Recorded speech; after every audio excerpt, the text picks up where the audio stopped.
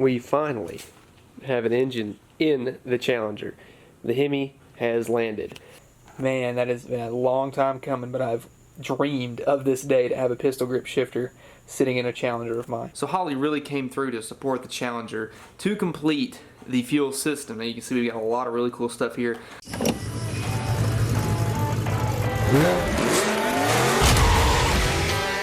So today's video is brought to you by CSR2 American Road Trip. CSR2 is setting a new standard in visuals. It delivers hyper-real drag racing to the palm of your hands. The American Road Trip event is a celebration of American car culture from coast to coast. Every day is a different story, exploring a car, location, or talent, linking to the in-game events. Team up with your friends to form a crew, tune your rides for maximum speed, and dominate the competition in global crew events. And coolest of all, CSR2 has actually received its very first NASCAR. So make sure you go down and click the link below and download for free to start racing now. When I say that the last few weeks have been an adventure with the Challenger, I mean that in all seriousness. We have had a lot go on here in the past few weeks as far as making this car be what it is right now. And I want to tell you what happened. So as you know, this is my 73 Challenger. I've been working on it for the past year. And basically it was a 318 3-speed sitting for 30-something years, and dug it out and replaced a lot of sheet metal, suspension, and took the tired and locked up 318 and 3-speed out and put a 5.7 Hemi with a 4-speed overdrive back in. So a lot of stuff has really come down to making this thing really cool, and we wanted to make it to the Holley Mo Party that happened just this past weekend, and I'm home now, but wanted to kind of just tell you what happened the days leading up to the event and how we've got there and where the car is currently and what the path is forward from here. So it all started back a couple weeks ago when the engine was finally in the car, and after that we put the transmission in, and that was the last video you guys saw. And ever since then, we've been really rushing and trying to push ourselves to get to the Holley Mo Party because Holley had invited us out and they really wanted to see the Challenger there. And I made it a personal goal of mine to at least have the car running. And unfortunately, not everything always goes to plan. We made a mad dash. I started mounting harnesses. I started wiring things. Here comes the fun. This is where all the wiring comes down to the wire, basically. This is the final step, pretty much, and it stands between us getting the car running and not getting the car running, basically. And, you know, you've got a lot of wires here, and it's kind of scary looking at first. Don't sweat it. It's not a big deal. We can make all this stuff work. And what I've done here is actually I've mounted the fuse panel inside the car, right up in there. You can see it just chilling. Sorry, it's dark. I don't have my light with me, but it's right there. And then this is actually the wire that goes to the instrument cluster. And then I have routed the wire that goes to the tail lights up through the factory locations right there. And that's going to the trunk. But we're going to work our way front to back. So we've mounted our fuse block. That is step one, and that is also the hardest step, because once you start, it's all a big snowball. So we want to kind of work from front to back on the car. You can see here what I've done is a lot of it is wire placement. You know, you want to route things that are easy to get to and easy to hide. That's my biggest thing, is, you know, it's where it's not very obvious, but it's also very clean.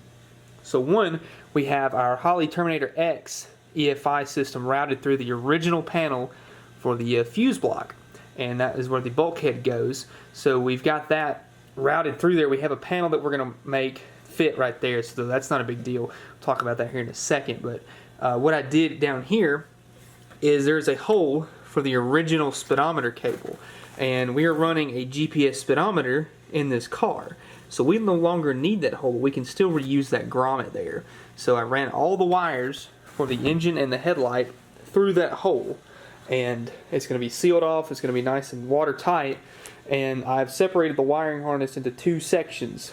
Over here, this is the engine harness, so we'll save that until after the headlights are done. And then all this here is the headlight harness. I've unraveled it to kind of see which wire goes to what. So this is kind of how you break it down. You want to break it down into segments. Make sure that you're going into small sections, because the small victories end up winning the war in this situation. So again, just breaking it down into chunks makes it a heck of a lot easier whenever you're doing something like this big of a scale of wiring. And the Holley Terminator X really handles the engine side of everything, and our painless kit is going to handle everything else, and that's what I like about it. So we've got everything brand new wiring, so we know we don't have any kind of issues with old connectors, old harnesses, wires cracking or breaking. All this stuff is going to survive. And the neat thing about it, you can see right there, every single wire on every single part of this car is labeled, so you can find out where everything needs to connect, as well as trace wires. Once the thing is back in the car and complete, you'll be able to figure out what wire goes to where, and it makes things a whole lot easier to install and then troubleshoot later on down the road. Got the Holley fuel pressure regulator mounted on the firewall, ran fuel lines, brake lines to make everything work, and we were just really pushing to get things done. I actually put new tires on the front here. These are Cooper Xeon R3 G1s, I believe.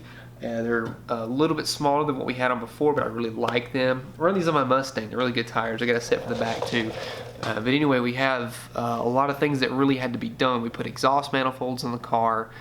We had to put the accessories on the front, bolt the intake down, and throttle cable, all that great stuff. So it was just a mad dash. So we wanted to make sure that everything was ready, at least for if the car runs, it'll be able to drive. So we put a windshield in. You can see that here. That happened the day of Holley Mo Party, basically. So it's Wednesday night, about midnight, and we're putting the windshield in. So that was how close it was to making this thing happen.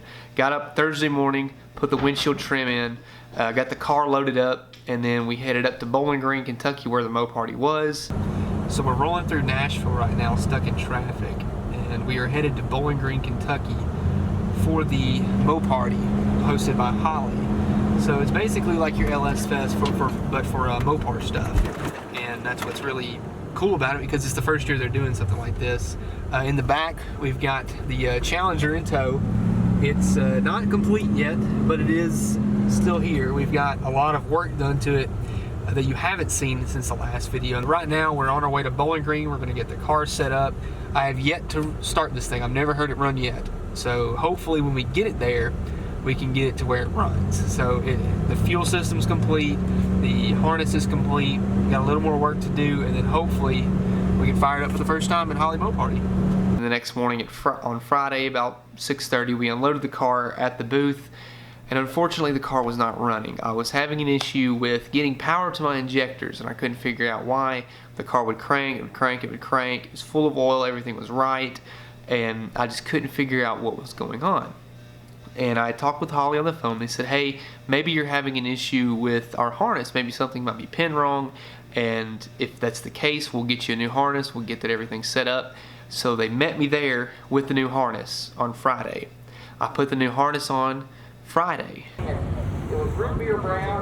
We're hanging out here among a bunch of Hemi swap cars. Little Challenger made it out here. Basically, since the last video, we've got everything hard mounted. We have our intake on, the valve covers bolted on, and serpentine belt system and all that stuff. Cold case radiator here, you can see. We did our Willwood brake setup. I ran brake lines for it here recently. But what I want to do is actually pull the intake off, because I have ran wires under the intake here. You can see I've got 2 wires running over here and then sensors over here on this side. So I'm going to pop the intake off, and hopefully we'll be able to get to all of our connectors without having to jack the car up. I brought stuff to do that with. I don't want to, but we will try our best. But Holley, killing it with the show. I mean, this is our booth right here. I mean, I'm just chilling next to a Demon. I mean, it doesn't get much better than that. We've got tons of cars. They've got the autocross, thrill ride going. We've got drag racing over in that direction. It's been insane, and it's just Friday, so it's going to get even better tomorrow. I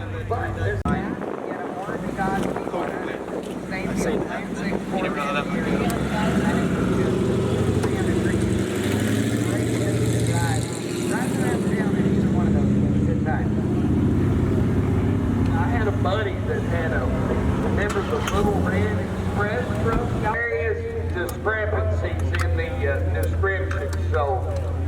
Get all of our injectors unplugged. Master cylinder parts, we got them. Pop those out. Then I'll pull the intake so it'll be easier to get the stuff. I don't want to unhook this fuel line, but I think I'm going to have to. And it's not going to be fun. But whatever, we'll do it. You got to do what you got to do, right? Throttle body. Now that should be. Get the throttle cable off. Start unbolting stuff.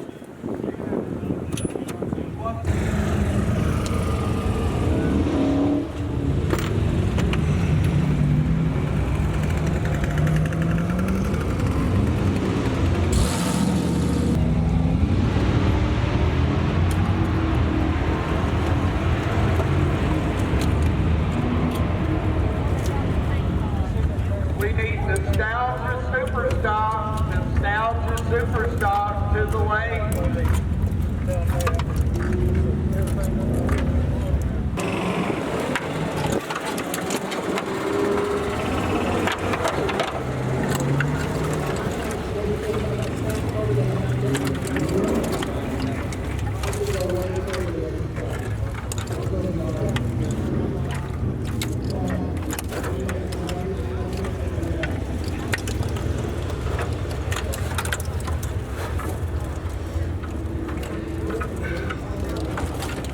Still would not run. Still was having that same exact issue where no power was getting to my injectors. So I just decided, hey, maybe something I did was wrong. Maybe there's just a possibility that the engine might be bad, or maybe I did the timing gear wrong. I couldn't figure it out.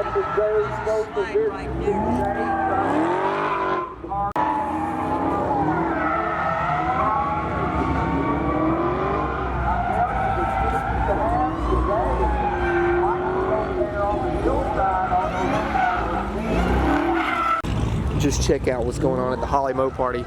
And look at all these cars out here. This place is packed, full of people. Really cool to see this kind of turnout for a Mopar show. And then there's just a little Shelby here. I have no idea what it is, but I like it.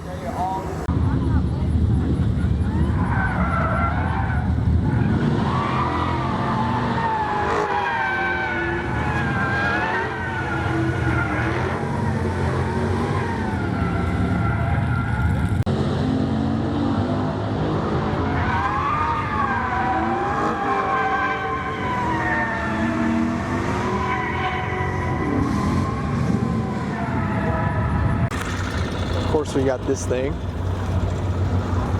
He did the autocross earlier.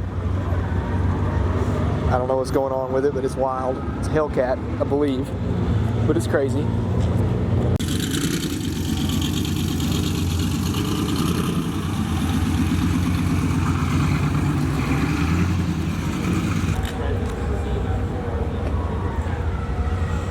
This is what I come for. All the parts. Maybe I can fix my fender with some fiberglass.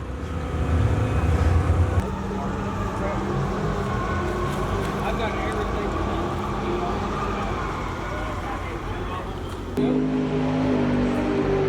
Dark packet mail 527 on the 8th. He put these boots out at about 1,000 feet, so they 63. Yeah.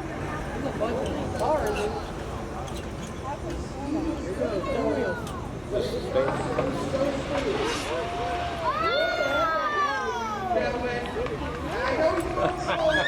been on cherry bomb muffler. Yeah. 4R7W transmission.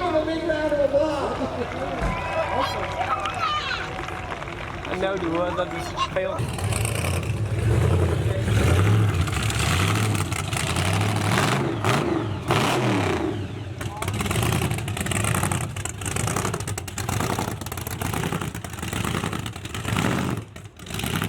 Thankfully for the guys at Holly, Saturday morning they got up and they went to town trying to figure out what was wrong. I mean, they were routing every single wire, checking things. I mean, like 4 or 5 guys working at Holly just trying to figure out what was going on.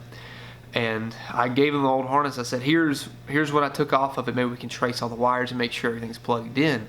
And there's about 4 or 5 wires that come off the Holly Terminator X harness.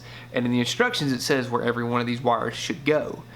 I misread those, and sure enough, there was one wire that I had missed. It needed a constant 12 volts, and it was not getting a constant 12 volts. So that one wire keeps my fuel pump from priming, as well as my injectors from firing. So as soon as I put 12 volts on it, Bring the hood.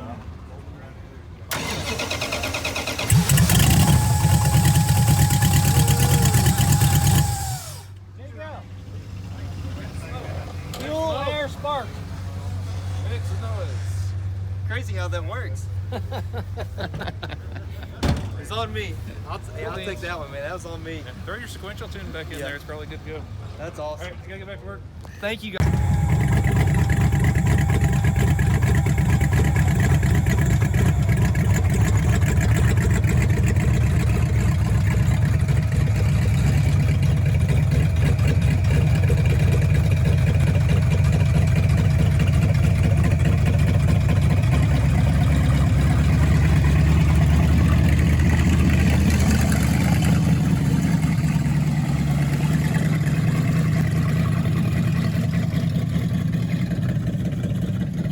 so once the car actually ran, I was literally actually shaking. My hands just were going nuts. I mean, I just couldn't believe the fact that the car ran. You know, it was insane to think that this car has come so long. I've had this car for 1.5 years now, and I've never actually heard it run. That was the craziest part to me. The old 318 was locked up, like I said, and I never heard it run.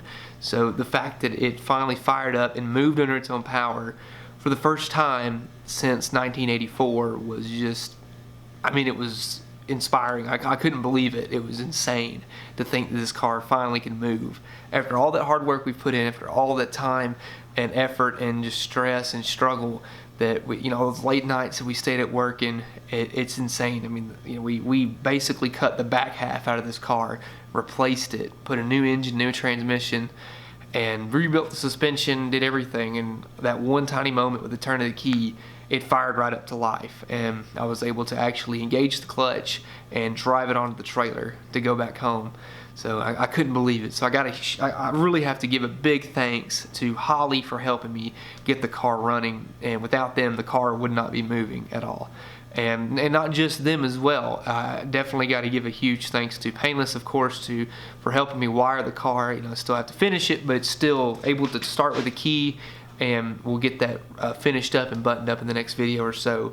Classic Industries for supplying all sorts of great restoration parts, because this car really does pop. People were very impressed with the bumpers, the glass, I mean everything, the interior, the door panels looked awesome. Everybody just loved the way the car looked. And you know, Phi-Tech and Tanks Inc. for supplying the fuel system of the tank. We had Brewer's Performance with the transmission parts, so everything like that. You know, Dr. Diff with the rear end. Dakota Digital in the future. We got Cold Case in the future to talk about for the radiator. So we've got a lot of great sponsors, a lot of great people who are helping us. Of course, give a big thanks to Dad for staying up with me even when I was mad at this stupid car, when it made me irritated that it wouldn't run. And you know, we're up at like 2:30 in the morning, putting a windshield in, putting a door glass in after the door panels go, and putting door locks in the car, and just really fighting this thing to make it to where it could be there. And it was insane to really get this car to where it is. And I gotta give a big shout out to Mom for helping us get everything together, keeping us sane, and making sure that we were where we needed to be when we needed to be there. So I appreciate it, and thank you for watching. You guys are the reason that we get to do the things that we do, and without you, none of this would be possible. And I got to meet a ton of you guys at the show, and every single one of you had a really cool story. I was so glad to get there, sit there and talk with you guys, and hear what you had to work on, and hear what your passion was, and what the videos really kind of meant to you was really cool too. I just really enjoyed meeting people who watch the videos, because that's what it's all worth. That's what it's all about. And hearing what you say, hearing what you have to think about it, is worth more than anything that this car's worth. And you know, thank God we made it there. Without him, I never would have been able to do any of this. So thank you again. If you liked the video, please leave a like down below. If you have a question for me, feel free to leave a comment. Order your t-shirts and your stickers. Put your car in the Facebook group to have your project featured. And we've got a lot more to go, guys. We've got a whole lot more to go, but the car actually does run. So thanks again. I'll see you in the next one.